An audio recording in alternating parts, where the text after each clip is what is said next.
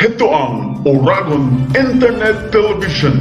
Maaasahan sa Balance News in Public Affairs, Education, Music and Information gamit ang mga bagong teknolohiya sa pamamahayag. Maaasahan sa katotohanan, kaagapay ng mamamayan sa pagkikipag-ugnayan sa pamahalaan. Oragon Internet Television Broadcasting.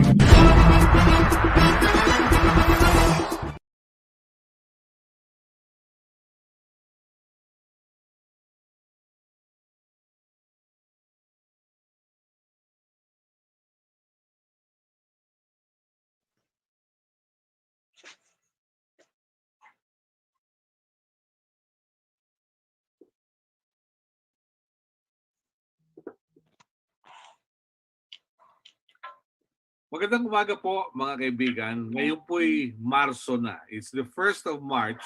Kilalang kilala yung Selyunde sa awiting Waters of March. Pero yung buong buwan ng Marso ay buwan din ng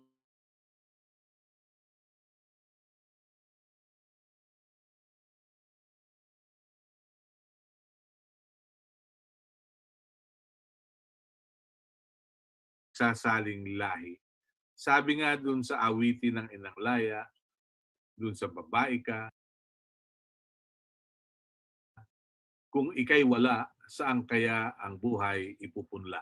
So let's start our discussions today. We're joined by Sister Mary John Mananzan, a Benedictine, at siya po ay dating Pangulo ng St. Scholastica's College at dating co-chair ng Association of Major Religious Superiors in the Philippines. Kasama rin po natin si Dr. Krishna Ray Palses. Siya po ay Director ng Gender and Development Office sa Philippine Normal University. And we're joined by Miss Bernadette de los Santos, foundress ng BDBD sa Baaw, Camarines Sur. We expect Sharon Cabusaw Silva to join us mula sa Lila, Pilipina, at si Cham Perez ng Center for Women's Resources. Let's start our discussions with the opening statements of our guests. Simulan natin kay Sister Mary John Mananzan. Ano po ang kalagayan ng kababaihan ngayon? May COVID na and we're under a transformative presidency of President Rodrigo Duterte. What? Transformative? Excuse me. Anyway, where are we? To start the ball rolling. Sige po. Okay. First of all, happy International Women's Day. Although it's March 8 pa. No, but I am greeting you all now kasi matagal actually ang problema ng kababaihan magmula pa nung umpisa, no? At saka ang women's movement din ay matagal na. Pero I have to say that even after all that, today ang kalagayan ng kababaihan ay hindi pa rin equal at saka they are still suffering violence. In fact, there is a statistic now that because of this pandemic, nadodoble ang number ng violence against women and children. Kahapon lang nagkaroon kami ng webinar on this at talagang sinabi ng mga social workers at sa statistics nila talagang tumaas kasi nandyan lahat ang mga perpetrators nasa bahay. Nandyan din ang mga bata, wala sila sa eskwela. So they're all confined in one room, and therefore all the things like incest and all that has gone higher according to the statistics sabi ng mga social worker, no? So at saka triple burden na ngayon ang mga kababaihan. Noon sa normal times double lang. Ngayon, triple kasi kung ano-anong mga ginagawa nila. Sa bahay sila, nagtatrabaho sila, sila ang nagtuturo sa mga bata. Ito yung sinasabi na yung pangalan dito, yung digital education. Pero talagang sino ang nag-eduka? Ang nanay. The fathers have no patience to do that or they don't even know how. So talaga kung titingnan mo, sino ang nagtuturo sa mga bata ngayon sa kanilang bahay? Mga kababaihan. Kaya nagpupugay tayo sa lahat ng kababaihan kasi talagang they are expert in multitasking. Very good. And that's just to begin the discussion, Sister Mary John. Si Dr. Krishna Ray Palses, Siya po yung Director ng Gender and Development ng Philippine Normal University. How are things going in the academe, Dr. Pauses? The academy in general is, of course, suffering like the rest of the industries and the institutions that we have on a global scales. But I am proud to say that PNU is leading with this coping strategies that we have. And we are trying to, let's say, mix with our pandemic responses innovations in the educational system that might, let's say, endure beyond the pandemic. So the Philippine Normal University has always been steadfast in trying to come up with strategies even before the pandemic to improve Philippine education. And right now we are, I think, we are leading the way. We are one of the most active and most anticipative educational institutions that are taking care of things. This is, as Sister Mary John has said, these things are not easy, especially for the women, especially for the women educators, and especially for the women learners. So we are trying to craft gender crisis response programs headed by my office, the University Center for Gender and Development, which I am currently the officer in charge. So there is a lot to be done, and we are in the middle of that. Thank you. Maraming salamat, Dr. Pauses. Mula sa lalawigan, kasama natin si Bernadette de los Santos. Siya yung foundress ng Bidi-Bidi. This is an endeavor to at least add meaning and value and recognition to women. Yes, Bernadette, please. Your thoughts about today. How are the women today? Regarding the women here in our place, Baao Camarines Sur, which is a third-class municipality, I was actually surprised, but not really, because there have been additional applicants and additional mothers who have applied to take the embroidery to their homes para makadagdag sa kanilang family income. So magmula nung mag-lockdown po, kasi yung mga farmers, binisita pa tayo ng 3 bagyo dito sa Bicol region. So yung agricultural sector natin is very much down. Tapos yung mga may asawa naman po na nagtatrabaho sa Manila, na nagsarahan yung mga companies, nag-uwian na dito. So yung mga kababaihan, nakakatuwa kasi na-realize nila that what I have been promoting, like skills that they have to learn so that they can work at home while taking care of their families, and at the same time add to their family income, are now being appreciated by the women here, especially here in Baao Camarines Sur. Yun po ang dito sa Baao po. Okay, pero yung bang for peace and natulong, dahilan sa controversial ito, sabi sa halip na magtrabaho, medyo umasa na sa buwan ng benepisyo. Ako, Sir Melo, actually, the trainees that I initially taught how to do the hand embroidery were all 4-piece beneficiaries. Not all, but 90% of them were 4-piece beneficiaries. The DSWD has this reasoning that if the program of the 4-piece is not anymore available to these families, at least they have skills that they can use to earn extra for their kids to send to school or for putting food on their tables. Okay. All right. Sister Mary John, yung problema natin ngayon ay hindi biro. Maraming nawalan ng trabaho. Anong maaaring gawin? Kung tatanungin kay Pangulong Duterte, what ought to be done? Ang primero, ang tingin ko, no? First of all, dapat yung gobyerno mas efficient in the way they are handling the disease, no? I mean the COVID. I mean, kung titignan mo, huling-huli tayo sa mga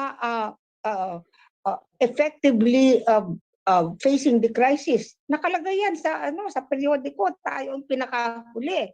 Yung mga province, mga countries na kagaya natin, kasi pobre natin, mas mataas na sa atin, no? Mas magaling silang mag-answer, kagaya ng Vietnam, kagaya ng Taiwan. They are the best. New Zealand, sila yung tatlong the best way of handling the. Sila, wala silang lockdown, alam mo ba? Kasi ang inunang ginawa nila, tinesting nila lahat ang mga tao. Tapos they isolated the positive ones. So hindi na nag-spread yung disease. Kaya hindi sila nagkaroon ng mga quarantine, mga ganyan. So walang nawalan ng trabaho, walang nagkaroon ng heavy burden ang mga kababaihan. Yun, ang tingin ko, even sa itong mga vaccine na to, ang dami-dami controversy. My goodness, may corruption pa. Dapat alisin lahat ng mga yan, no? At saka, may tinanong nga ako si Sunny ng ng Ibon. Sabi ko, kung ikaw presidente, anong gagawin mo ngayon? Sabi niya, ipapairal ko muna ng magpapaano ako. Talagang I will implement yung 10,000 pesos sa lahat, subsidy sa lahat ng pobreng pamilya. Yan ang unang gagawin daw niya. Tapos mag-uumpisa nga siya. Yung ginagawa ni Bernadette, BDBD, ayan ang dapat gawin sa lahat ng bansa, sa buong country natin, na bigyan ng skills at bigyan ng trabaho ang mga kababaihan. Aha. At saka the DSWD has to be very, very, very, very alert. Kasi nga, yung rise ng violence against women and children na nangyayari sa COVID, sa mga kabahayan, ay yung mga what you call this, barangay captain. Dapat magmatsyag sila. They should go around their villages to see that violence against women and children are not happening, or if it is happening, that they are able to stop it. Diba? I think that is very imperative. Yes. Yeah. Well, the Constitution recognizes that the Filipino family is the core of our society. But how is the Filipino family now? Because we are saddled with overseas employment, making families dysfunctional. So, anong impact nito, sister? Ay, napakalaki kasi kung magkasama na nga yung asawa, nangangaliwa pa yung asawa. Di na na kung magkahiwalay sila, di ba? Ang daming mga niyan ang mga repercussion niyan talaga sa pamilya. Kasi syempre, they are not together. Sabi ko nga, if they are together, may infidelity pa. Di lalo kung hindi sila together. At ang impact niyan sa bata, alam mo, ang bata ay disciplined better by parents than by mga lolas. Kasi iba kasi ang lola at lolo. No, even if they love the children, they cannot discipline them the way parents discipline them. Kaya ang lumalaking mga kabataan natin, marami na nasusulong sila sa bisyo, sa drugs, sa kung ano-ano. Kasi, ayun na nga, dahil wala silang parents, no? Nasa abroad, ganyan. Another thing pa pala, Melo. There is now talagang proliferation of cyber pornography, cyber prostitution, na ang mga biktima ay mga bata. And the sad thing about it is, mga parents pa ang pimp nila. Do you know that? Tanungin mo sa cyber guardian. Tawagan mo si Chichi at sasabihin niya sa iyo lahat kung anong nangyayari sa cyber natin. Imagine, pinakita niya sa akin yung isang video. Yung bata nakaharap sa television, may nagsasalita sa television, sasabi niya, now alisin mo yung kamusadento mo. Ngayon alisin mo yung parents mo. Tawagin mo yung sister mo. Ganon. Tapos ang mga parents naman, ang tingin nila, ay, wala namang kwenta yun kasi hindi naman nila tinatouch yung aking mga anak. Ay, worse pa nga nangyayari kasi they are letting them have sex with one another. Even the parents, to touch them like that. Anong mangyayari sa mga batang ito? They will have a consciousness of sex when they are not yet even ready for anything, no? So ang mangyayari, they are either going to be promiscuous when they are older, or actually they will be very afraid of being touched and so forth. So ito ang nangyayari ngayon sa cyber. Sa cyber prostitution natin is really, really rampant. So that's what people have to sister, fight so against. mas mabuti pala, sister, wala na munang internet connection para walang negosyo. Hindi, I mean to say, actually, these things are neutral. It depends upon how you use them. But what I'm trying to say is that really, people who want to earn money in in an easy way and even in a lascivious way, they will take advantage. In fact, kasi ang tingin ko, in business sabihin mo, alisin na, we have to use the media, good, di ba? We should also propagate good values, tapos mga stories na inspiring, etc., etc. It's not a solution to just do away with it, but make good use of it, di ba? Okay. Yeah, I'd like to greet Mon Esberto, a good friend from PLDT and Smart. He retired recently and he's watching us. Si Attorney Dennis Gorecho is also watching us. Friend ko rin si Esberto. Yeah, of course. So several others. Pero let me ask Dr. Pauses. Dr. Pauses, your students from Philippine Normal University come from the best, but not necessarily those who have a lot of money and resources. They're government scholars. So how true is it that there are students in your university who find it hard to adjust with the gadgets required for this blended system of education these days? That is actually true, not just in our university, but in other universities as well, high schools and grade schools. And what is surprising is, if I may share, this is because I also teach part-time in DLSU. What is surprising is that even what we could call richer educational institutions are also having problems with not with the gadgets, but with the connection and with the whole organization and the delivery of this flexible or what we call online learning. So it is a huge challenge that we have already, through the leadership of our President Bertuga, anticipated, and we are non-stop in collecting help that can be converted into money to purchase gadgets that we can distribute to the most, let's say, needy among our students. And I think we already have at least several batches of laptops and learning gadgets that has been distributed through the initiative of our Vice President, Lord Vergara. So we are, as I said earlier, we know these things are happening and they are crucial. They are integral to be addressed, and we have been addressing them since last year. And up to this day, we are still gathering info, gathering feedback from students in order to respond to these real hardships that our students are encountering. It is indeed difficult, no? Pero yung noong dekada 90, nung meron pang ano ba, pork barrel, if I recall, there was one senator, si Senator Raul Roco, may he rest in peace, who utilized his funds sa Philippine Normal University. That's what I learned. At yung mga magkakaklase will decide on who among them will avail of the so-called Roco meal. Kung sino makakakain. Dahilan sa isang problema ng mga bata, wala problema yung tuition, lalo pa ngayon, libre na, no? Pero yung sustenance, yung pangkain, yung pang-project at iba pa. I don't know how the university is coping with this gargantuan requirements today. I think it's all about dialogue. Our Vice President for Academics, Jenny Hoxton, has made clear that she has an open line with our student government, who represents the students. So every now and then, I believe they have some meaningful exchanges regarding the status of learning of the students and these difficulties. And you're right, the tuition is free, but there are still some outstanding challenges that our students are facing. And I think an aside comment, it's very great that you mentioned the former and the late Senator Raul Roco. As far as I can remember, and please correct me if I'm wrong, I think he was given the title of honorary woman, during his lifetime, because he is not just pro-poor, he is also pro-woman, this great senator. Yeah, exactly. Yeah.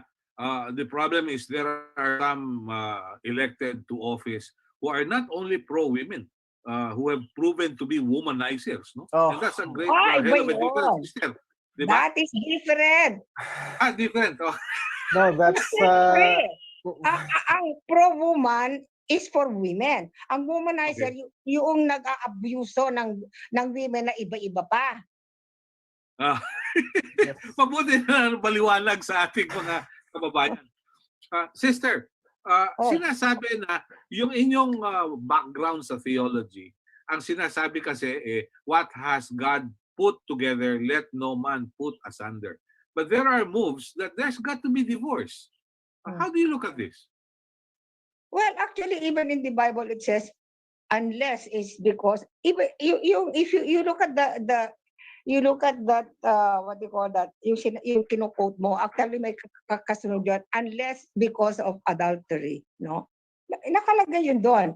No, but I'm not advocating it, but ang tingin ko, there has to be a way by which husband and wife, if they cannot really settle with each other, talaga magpapatayan na. I don't think they should live together.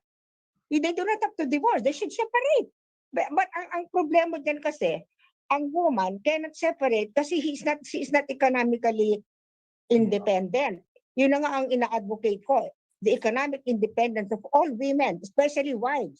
Kasi yung binubugbog na asawa, yung halos hindi siya makaalis-alis kasi wala siyang separate income.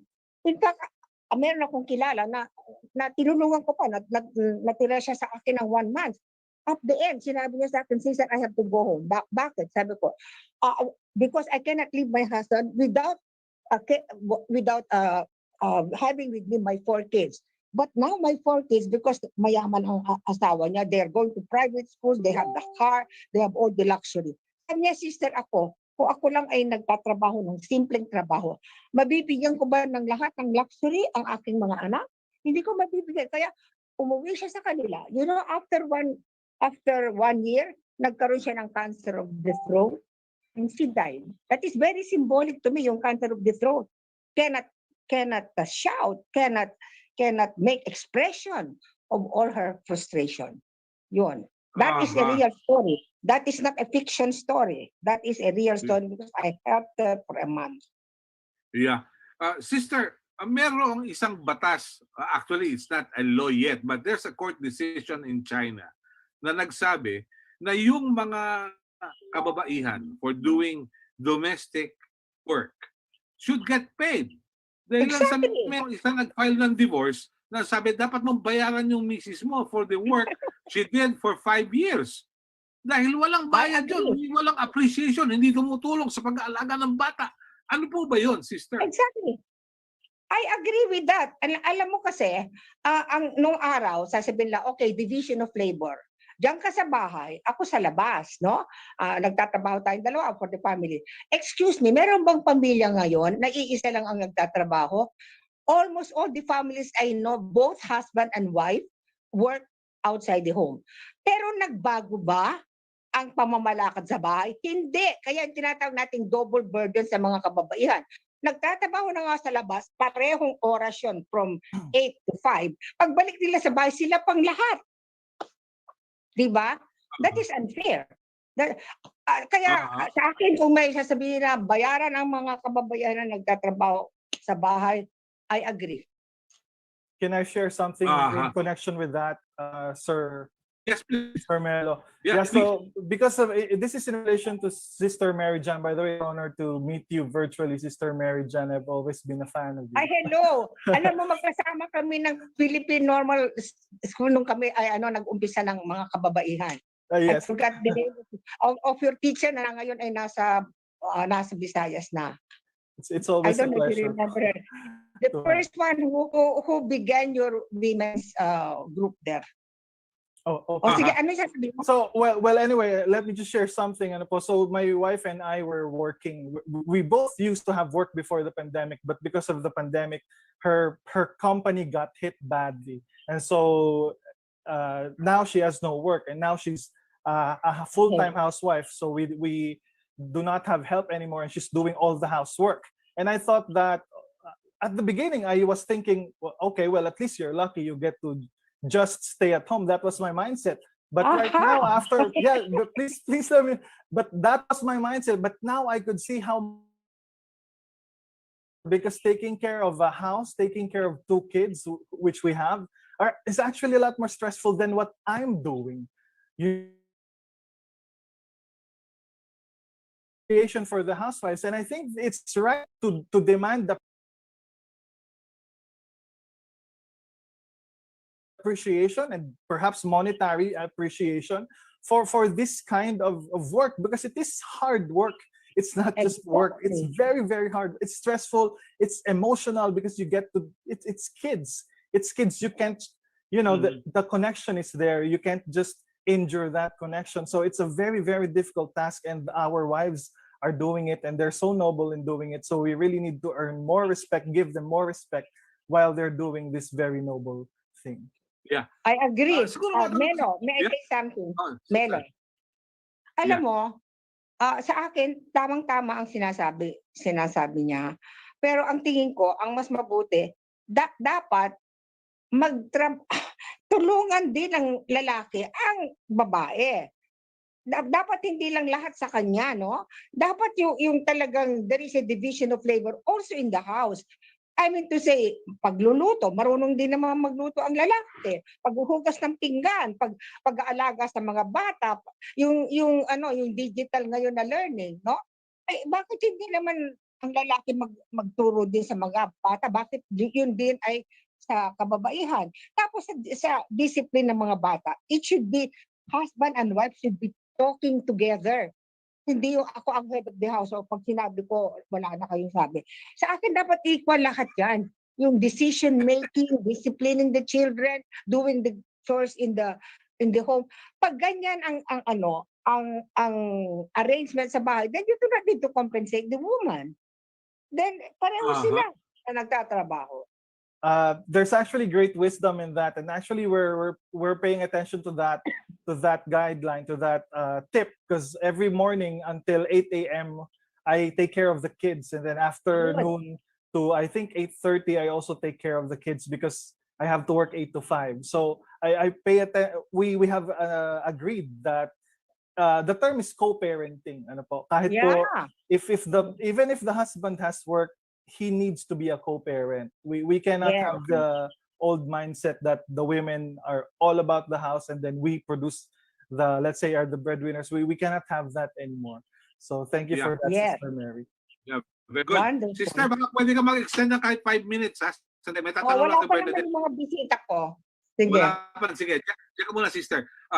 Bernadette, ano ang karaniwang reaction ng mga may bahay, ng mga misis? Whenever natural disasters strike, aani ka na lang ng palay, mawawala yung palay mo dahil binagyo. Ano yung karaniwang coping mechanism ng kababaihan diyan sa Baaw, sa Camarines Sur?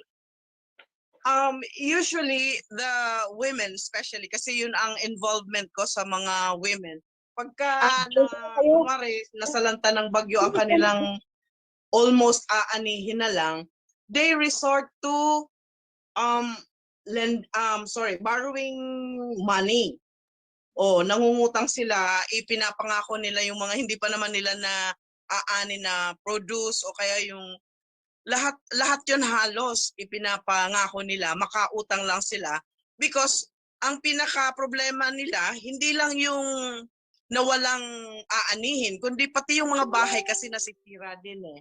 So it's very hard to see them resort to borrowing money and resort to high interest loans. And so I am really trying to educate them na if they are self-sufficient enough, meaning they earn kahit na kaunti, then they more or less are ready for such disasters. So yun po ang nakikita kong scenario dito pagka may bagyo or may problema. Okay. Sister Mary Jan, good morning daw. Sabi ni Jam Melchor, nanonood siya. At sabi ni Rose de la Cruz, nag-a-agree siya sa sinabi. Yeah. Let's get to be a division of labor sa bahay. Sabi ni Rose de la Cruz, co-parenting must be institutionalized in families. Pero did you know that there are, sister, did you know that there are homes na ang nasusunod ay yung misis? Yung mister walang magawa. Bakit? Mali din naman yon. That means wala siyang backbone. Sa akin, alam mo, ang sa akin kasi, I do not want na one is over the other. I am a feminist, but feminist doesn't mean that I want to dominate men. That's not true. I don't want any domination. I want equality. I don't want to be ayoko rin ng mga lalaking ano tawag nila doon, yung under desire. Ayoko noon, walang, because if you are a weak father, your children also will grow up without any respect for you. What I advocate is equality. I'm not advocating that the woman should control the men and all that. No, that is a wrong notion of feminism. Sister, Feminism is for equality and not for the domination of women. the reason I ask that particular question is, I know of some people na sabi nila, oh, we're very thankful. President Duterte has given us a good retirement and pension program. I'm talking of some generals, no? Sabi ko, malaki ba? Malaki. Pagka ako, nakikinabang ba kayo? Hindi. Bakit? Yung ATM na kay Mrs. eh. So wala rin ako. Kasalanan niyo yun. Kasalanan niyo yun. Binigay niyo sa kanya. Eh, delikado. I am not in favor of spineless men, okay? Okay. Okay. At least maliwanag. At least maliwanag yun. All right. Magtungo tayo kay Dr. Palses. Dr. Palses, isang problema rin. Alis na ako, Melo. I'm sorry, I have to go. Okay. Goodbye, thank you. Sister, pahabol ko lang. Anong mensahe mo sa kababaihan, sa kalalakihan, at gobyerno before you leave us in our discussion today? What do you want me to do? Oh, mga kababaihan, you assert yourself. You fight for your rights and you empower yourself and other women. Mga kalalakihan, you have also to be conscious of your own conditioning, no? And you redefine what masculinity is. You redefine what a real man is, no? Which is a man who has respect, who is in really what they call it, an equal position with the women, and not a spineless man, okay? Not a under desire man. No, I don't like that too. And to the government, please take care of our country in a better way. Thank you. All right. Thank you, sister. Thank you. Okay, salamat po. See you later. Okay. Dr. Palses, isang issue, karaniwan, may nangyayari na harassment ng kababaihan, ng kalalakihan sa academe. In as much you come from the office that takes care of gender and development, what measures have you to assure everyone that men and women in your university are safe? Ganun din yung nasa academe. Please.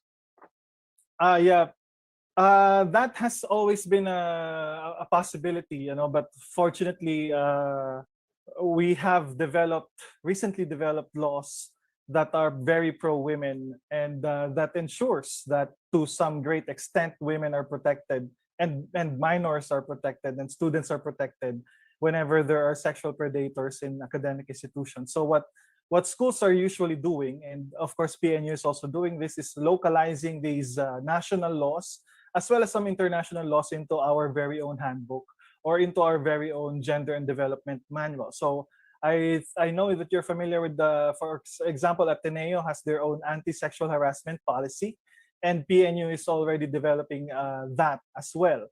So this year, actually, we are slated to present to our administrators the GAD manual, which would contain the localized policies, and we have hired last December a juris doctor to help us with the language of this manual so that the legal considerations are properly made. So the laws are there, but there is an effort required for the academe to integrate that into their institutional policies, and of course to ensure that they are fairly and properly implemented within the structure.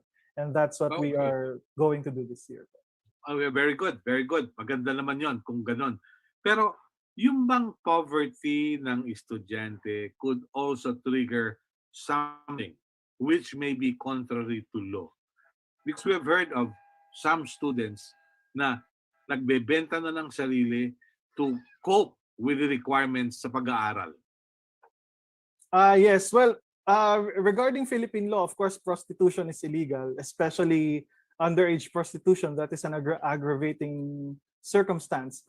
However, as far as feminism is concerned, there is no united voice against or for prostitution. Some feminists are in favor of prostitution. Some feminists are not in favor of prostitution. So that is actually quite a philosophical debate. However, as far as Philippines is concerned, yes, that is a reality, and there are some students, there are actually many students in the province or in the cities that are engaging in prostitution in order to get themselves to finish their schooling. And if I may connect your question to another reality is that students who are not financially empowered, students who are financially challenged, tend to complain with lesser frequency. They tend to just endure whatever, let's say, sexual harassment they were inflicted on, and they do not have the courage to actually fight these sexual predators who are usually in high positions in institutions. So that is also a big problem in empowerment that every God office should try to address. Very good. We're joined by Cham Perez, isang executive ng Center for Women's Resources. Inaayos pa lang niya yung signal at yung kanyang video. She'll be joining us in a couple of seconds. Bernadette, let me ask you, yung grupo, yung BDBD, meron mga bags. How are these bags made? And sino ang kliyente? Again, sino po ang? Kliyente. Who gets to buy them? Yeah, okay. So the Bidi-Bidi women are involved in weaving, in sewing, and hand embroidery, and we make different kinds of products. So the people, usually locals ang bumibili po ng mga products ng Bidi-Bidi, and because now there's this new sensibility of patronizing our own products, so we are enjoying that new sensibility. Yung Go Local and Love Local, those programs, in fact, some of them are also initiated by the government, ay nakakatulong po sa mga enterprises na katulad ng Bidi-Bidi. Okay. Mamaya pakita mo yung ilang produkto ha para makita ng ating mga kasama sa media. I'd like to welcome Cham Perez of Center for Women's Resources. Cham, good morning and welcome to the discussions. Welcome aboard. Nice to see you at last. What's the latest? Good morning po. Apologies for being not It's so okay. early. It's all right. So Yes what's the po. latest? What have you? Anong meron? Kumusta ang kababaihan? Lalo pa ngayong may COVID. Okay. So, sige po, tamang-tama. Today kasi, mamayang 1 p.m., the Center for Women's Resources is going to present our latest report on the situation of Filipino women. Ang main findings po namin ay nag-worsen ang situation for Filipino women sa aspect ng jobs and livelihood, sa aspect ng health, at sa aspeto ng kanilang rights or karapatan. Mahirap na yung kalagayan ng mga kababaihan even before the pandemic. Yung sabi namin last year, more than 16 million Filipino women yung economically insecure, at lalong dumami ito ngayong panahon ng pandemya with the imposition of strict quarantine rules that resulted to work stoppage at pagkawala nung livelihood o kabuhayan ng mga kababaihan. So yun, nag-worsen po ang kalagayan ng kababaihan. Okay. Merong pagbabawal, Cham, ang pamahalaan sa paglabas ng mga nurses at iba pang mga manggagawa sapagkat kailangan sa Pilipinas. Pero kamakailan, nabanggit ni Secretary Bebek Bello na pwedeng payagang lumabas ang kababaihan patungo sa United Kingdom at sa Germany in exchange of vaccines that we need. Pero ang sabi ni Ambassador Cruz, if I'm not mistaken, ng United Kingdom, mukhang hindi niya kursunada yung ganong sistema at mukhang hindi yata uubra. What are your thoughts about this? Unang-una, nakikita natin, pinakamalaki talaga sa health sector, no, ay mga kababaihan who were exposed who are frontliners and has high vulnerability to be exposed to the COVID-19 virus.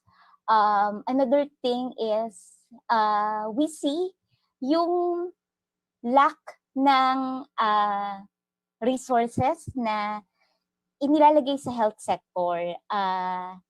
Kung bakit sinasabi na, tingnan po natin ayaw palabasin yung mga nurses dahil kailangan dito sa Pilipinas. Pero ano ba yung programs ng government natin para sa mga nurses? Are they protected as healthcare providers? Nag-fund ba ng malaki para sa sa pag-hire ng additional nurses or healthcare providers para mag-respond dun sa cases ng COVID, at hindi lang sa COVID kundi dun pa sa ibang health issues ng mga mamamayan. Yung nakakalungkot, yung thoughts natin dito, nakakalungkot na parang ipagpapalit mo yung human resources na kailangan natin para sa vaccine. When in fact, kung even before the pandemic ay mayroong paghahanda, dapat sana yung bansa natin may kakayanan na mag-manufacture, mag-produce ng vaccine para hindi natin kailangang ipalit yung ating human resources, yung ating mga kababaihan para doon sa vaccine. No? So, siya, nakakalungkot siya at nakakabahala na na parang tinitrade off, no? Yung mga kababaihan vaccine. Meron ako nabasang term, it's commodification or something? Exactly parang po. tinatrato mong commodity ang tao. Na pwede Pero, mo exchange. Yeah, isn't this tantamount to human trafficking as well? Or stealing?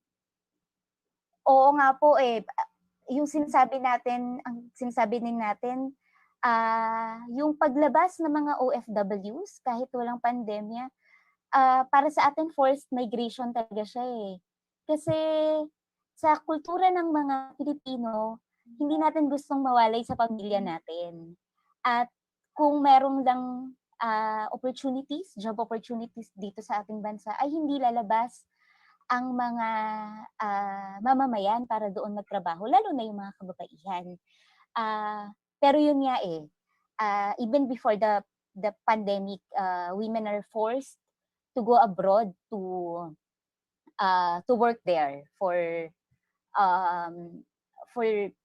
mas mataas sana na wages, pero actually hindi din naman ganun kalaki yung sahod ng mga kababaihan na nasa ibang bansa.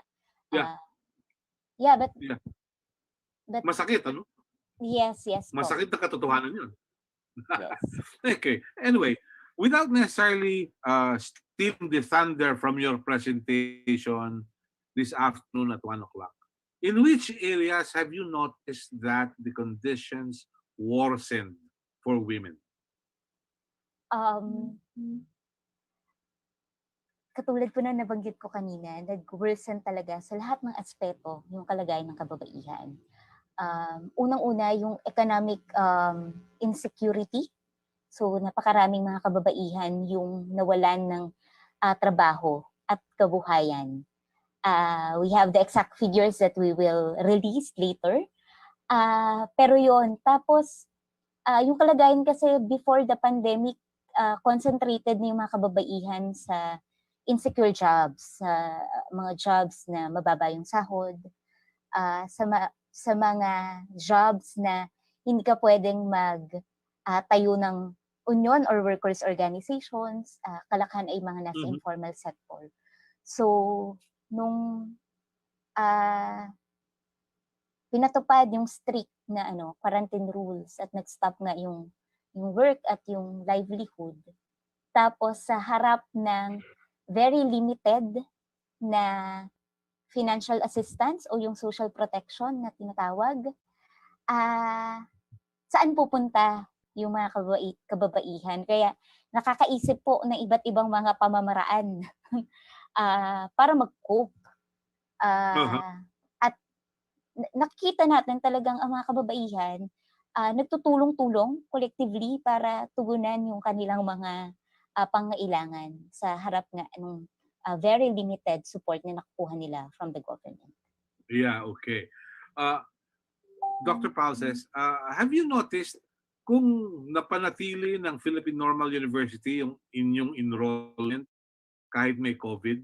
Malaki ba ang nabawas? May nag-drop out ba? Ano ba ang inyong datos? Well, I do not have access or full access to the data of our undergrad students since I am actually mapped in the graduate school. But as far as the graduate school is concerned, we actually experienced a huge rise on enrollment. That means that more people actually enrolled for grad school during the pandemic. We don't have a formal study completed on this yet, but we are hypothesizing that it's because of the modality. As you know, teachers would prefer to have flexible graduate school delivery system or learning delivery system, and the online delivery system is quite friendly to them who work as teachers Monday to Friday and then just need to go online to finish their master's degrees on Saturday. So it's a lot more convenient to our grad school students. However, that it might be a different story for the undergrad. Yeah. And how many campuses do you have? We have Manila campus, South Luzon campus, North Luzon, Mindanao, and Visayas campus. So 5 in total. Really? Okay. Can Siguro we can... Sir Yes? Melo, can I say something in relation to what our friend Cham mentioned earlier? Please, go ahead. About sending women abroad. So first of all, I'd like to clarify, I'm very much against that move from or suggestion from our government to, and the term is correct, commodify our women workforce. But as far as history is concerned, Korea actually experienced something similar during the aftermath of the war in Korea, where they were trying to rise, from the ruins of the war. They actually subjected their own people to overseas work. And we're talking about bad working environment in the mines of Germany, in the mines of European countries, just so their country could get up from the ruins of war. But what's different from that Korean experience, from what Filipino government is suggesting now, is that they were doing it voluntarily.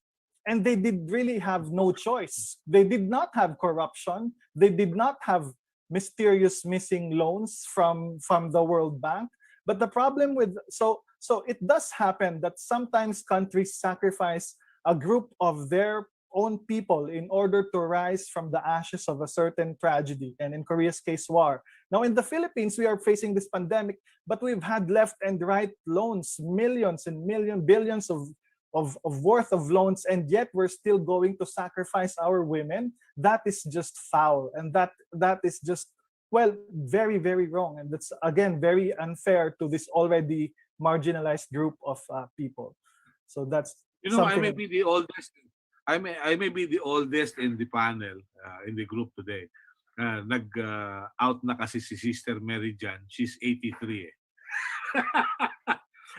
Pero from what I heard, I grew up in Pasay during the 60s.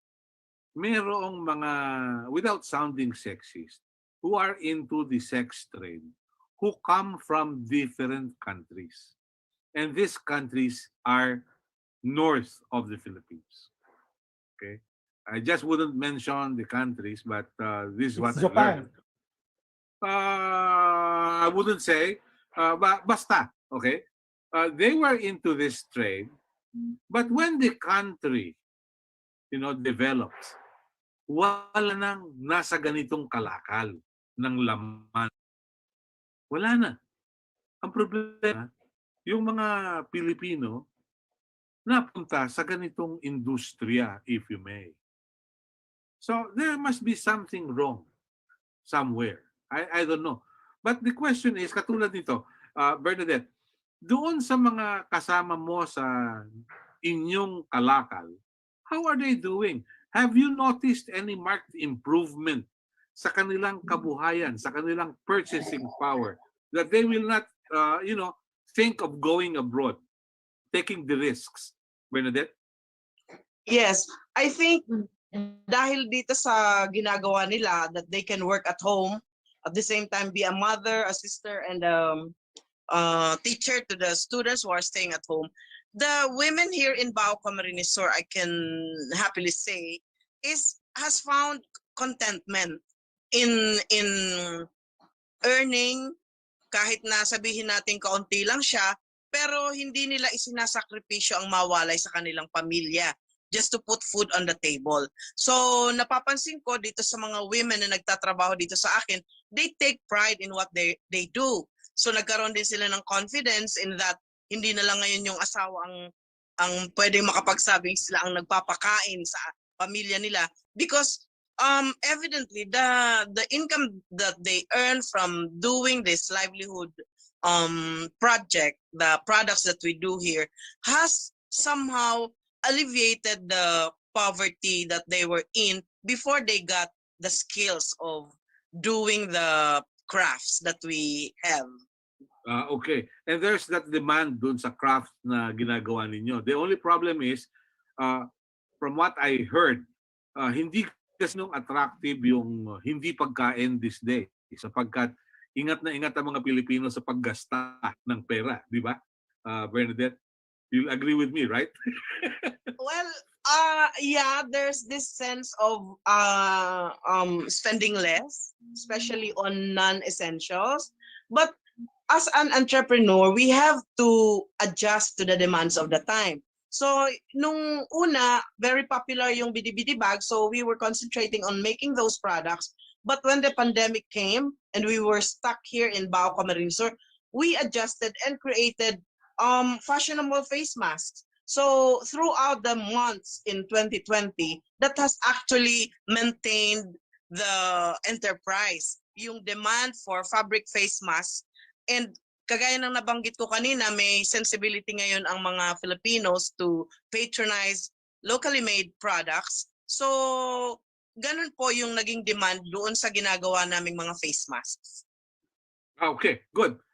So nakakapag-adjust naman pala. Mabuti naman Yes. kung ganun. Okay. Yes. Sa pagsusuri kaya ni na Cham, na meron kayong datos, anong pwedeng pagkakitaan, anong pwedeng gawin ng mga pamilya for them to be together despite the difficulties, despite the challenge brought about by COVID-19? Marami po sa mga interviews namin sa mga kababaihan, mahirap po talaga. Mahirap talaga. Pero katulad nung binabanggit ni Miss Bernadette, na kakaisip ng iba't ibang pamamaraan para kumita. So, ang marami ngayon mga online selling ng kung ano-ano. Marami yan talaga. Ang nakakabahala lang, parang I'm not sure kung last year ito or a few months ago, lumabas yung itatax daw yung mga yung mga online sellers, na marami diyan ay mga kababaihan.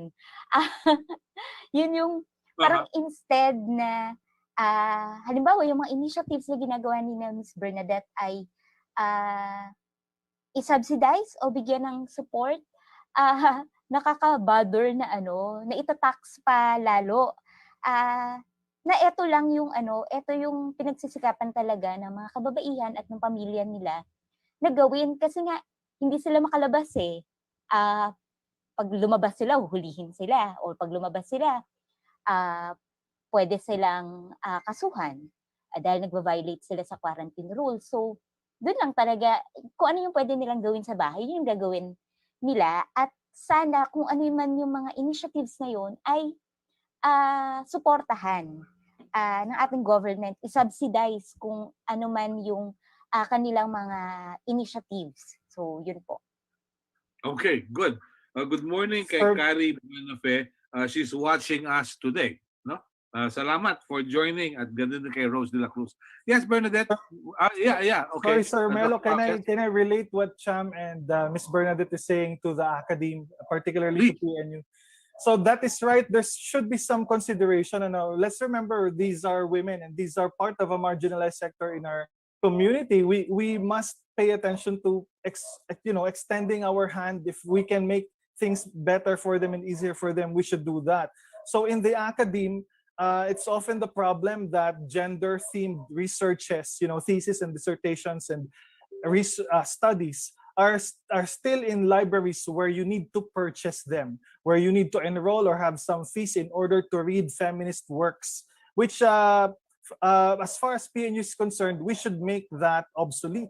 And that's why this year, the move of PNU is to make all our gender-themed research, thesis, and dissertation free and open access to all researchers. So that means you just have to find our website, our online library or collection. And once you're there, all our works that are gender themed will be free and accessible to all who wants to read it. Because if we put on fees on these already marginalized group of people, that makes it more difficult for them to empower themselves. And that's why in synchrony to the idea of subsidizing these businesses, PNU is making our gender-themed collection accessible and open access to all. And by the way, Ms. Bernadette, I hope we can talk a little bit after this. Maybe I can email you because we would like to explore how we can purchase some of your bags so that we can use them as token for our speakers through the year. Maybe we can talk later. Yeah, good.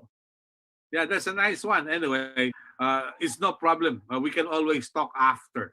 All right. Pero katulad yan, given such a situation, if we are to look forward, I don't know, Cham, do you see something? Do you see light at the end of the tunnel, or do you see light coming from an upcoming train, or probably a tunnel which has gone longer? Definitely po. There is so much to be disturbed about or to be angry about, but there is always hope, and we always have rooms for action. At nakikita ko nandun sa collective power ng mga kababaihan at ng mga mamamayan. Yung mga small initiatives natin sa mga communities natin, ito yung mga sparks nung sinasabi nating light at the end of the tunnel. Meron po, definitely. For us, magandang i-pick yung opportunity na pinapresent din ng pandemic para pag-usapan what's wrong with the system. What's wrong with the system at paano natin siya sama-samang babaguhin. How do we make the condition of the workers better sa panahon ng pandemic? How do we support yung mga small enterprises natin? How do we make our society free from violence?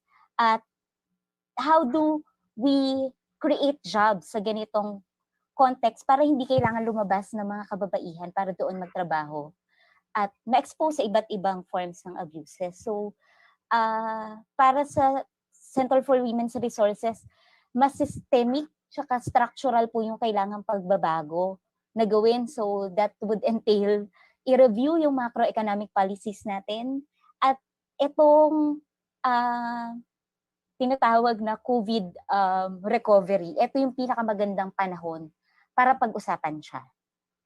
Yun po. Okay, pero do we have sufficient laws to push for this? Karamihan ng mga nasa Congress, kababaihan din, no? They are represented, no? Kaya lang yung Gabriela, isa lang. I don't know about the others. We also invited nga pala si Congresswoman Brosas, pero mukhang tight yung schedule. We also invited Congresswoman Nina Taduran of ACT, but we didn't hear anything. So it's okay. Probably they're busy. So do we have sufficient laws to protect women today? We actually have relative to other countries po, no? Dito sa Southeast Asia. We have quite a number of laws and policies that would supposedly protect and develop women. Medyo sa pag-legislate, medyo very good tayo doon. Ina-attribute din natin to dun sa sa lakas ng women's movement to push for the enactment of this law. So meron tayong anti-VAUSI, we have the anti-rape law, we have the Magna Carta of Women, we have the laws. Siyempre meron pang mga, meron pa tayong mga gustong maipasa na batas. The problem is, meron din tayong mga batas that are incoherent para sa development ng women. So, we do not have a genuine land reform program or law. So, that is one.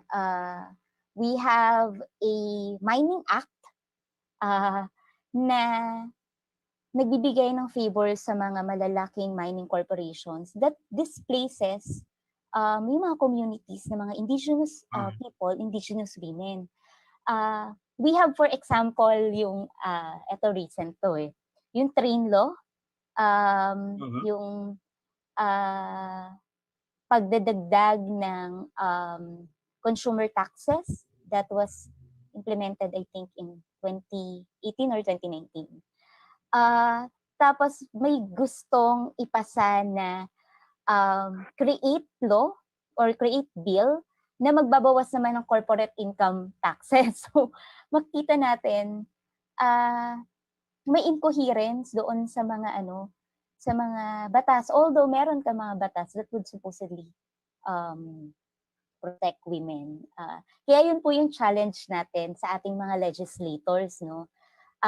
Siguro i-note ko lang po na sa Congress, although may pag-increase dun sa number of women legislators, pero nananatili na na male-dominated pa rin siya. Pero yun, male-dominated man siya o female-dominated man siya, yung challenge sa kanila ay i-rethink yung mga mga batas na gusto nilang ipasa, lalo na sa panahon ng pandemya. So, halimbawa, yun nga po, yun. Yung create law, yung charter change, so, yun. Sam, let me ask you, may nagsabi na ang kababaihan walang kakayahang mamuno ng bansa. May nagsalita nung kamakailan How do you feel about that? Well, ang mga kababaihan po ay sinasabi natin, may kakayanan katulad ng kalalakihan na mamuno ng bansa. Medyo kilala ko kung sino yung nagsabi doon Medyo worry lang tayo doon sa kanyang statement kasi posibleng pagpa-prop up lang din dun sa gusto niyang tumakbo sa susunod na eleksyon. Pero para sa atin, ang mga kababaihan, may lakas na mamuno sa bansa o sa ating mga komunidad. So, sa mga workplaces natin, sa mga communities natin, meron tayong kakayahan na mamuno at kaya din nating mamuno ng bansa. Pero ang gusto natin ay yung hindi basta babae ay go na tayo para maging leader ng bansa natin. Siyempre, kailangan tiyakin natin may track record at saka magsisilbi talaga siya sa interes ng mga kababaihan at namamamayan. Okay. Well, a good example is Angela Merkel, Si Angela was being asked, bakit yan na naman ang suot mo? Suot mo na nung araw yan. Ang sabi niya opisyal ako ng gobyerno, hindi ako fashion model. So you don't expect me to be, magarbo, no? Tapos andyan din yung leader ng New Zealand who calls a spade, no? And we have a lot of them. We can name a lot of them. And they've been very successful. But anyway, it all boils down to probably politics. Anyway, Dr. Pao says, what are your thoughts? Do you see some light at the end of the tunnel for women, for gender issues? They need to fight. I always tell this to my students. They need to fight this, and fight really hard on all levels, the academe, the government, the labor workforce, and inside their homes. This is an oppression that has have. So this is not simply overturned, by charisma or by a single movement. Po si Miss Cham, this cannot be taken in isolation. Ano po? Kasi marginalization, as we now understand in gender studies, is within the concept of what we call intersectionality. Hindi lang sila oppressed dahil babae sila, oppressed din sila kasi mahirap sila. Dahil let's say they are taken, for granted. Siguro pamilya sila na magsasaka, tapos babae pa sila, tapos indigenous pa sila. So nagpapatong-patong po kasi ang mga, let's say, factors for marginalization. At minsan, isang tao lang, 4-5 marginalized groups ang nire-represent niya. Kaya sobra-sobra po siyang na ma-marginalize. So there is a light at the end of the tunnel. Siguro kung ikaw ay anak mayaman, anak ka ng presidente na babae, siguro pwede may light sa'yo, pero kung ikaw ay isa sa mga eyepiece na babae na last year lang pinatay ang nanay mo sa harap mo, at ngayon ikaw ang panganay na babae na makikipaglaban naman para sa karapatan ng mga lupa ng iyong mga ninuno, yan medyo madilim po ang let's say, parang mahirap mahanap ang liwanag niyan, at kailangan po ng tulong hindi lang nakababaihan, kundi ng iba't iba pang mga sektor ng lipunan magkaisa para tulungan itong mga babae na hindi lang babae, kundi eyepiece, kundi sila ay part din ng mga mga financially challenged or lower social economic groups sa Philippines. Medyo mas matindi po ang pinagdaraanan ng mga kababaihan na nandun kaysa dun sa mga mayayamang taga Davao na may malalakas na tatay sa gobyerno. Tama po si Miss Cham. Oh, okay. Yes, Bernadette, your thoughts? Paki-unmute lang. Yan. Okay. Yeah. Okay. So I've always been a hopeful person. I think this is because yung buhay namin dito sa probinsya, kung magiging negative ka, mas lalo kang mababaon sa hirap. So, can you imagine that aside from being economically poor, we are frequently visited by strong typhoons. So, kailangan naming maging hopeful, and kailangan naming may makitang ilaw sa end of the tunnel. Not because meron talaga kaming nakikita, but because kailangan namin yun eh. Otherwise, we just give up and be not a contributor to the development of our community. So what I do with the women that I work with, I always tell them that we just do what we have to do, and things will get better. Things will always get better. Yeah. And that will happen because we've hit rock bottom, as they say.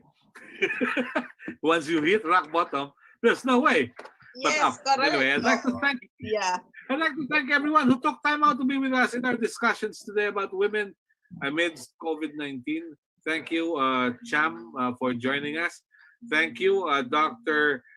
Krishna Ray Palses. Thank you to Bernadette de los Santos and to Sister Mary Jan Mananzan. Maraming salamat po. Thank you very much. God bless us all. Till next time.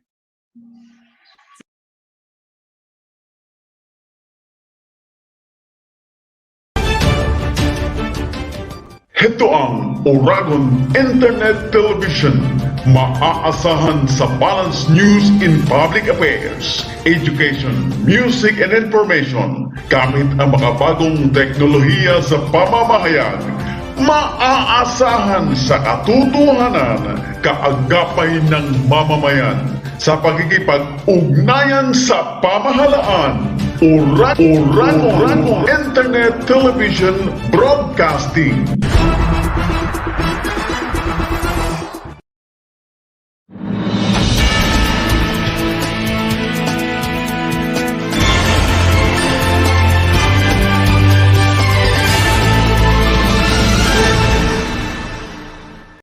Ladies and gentlemen, we now conclude another day of broadcasting activities.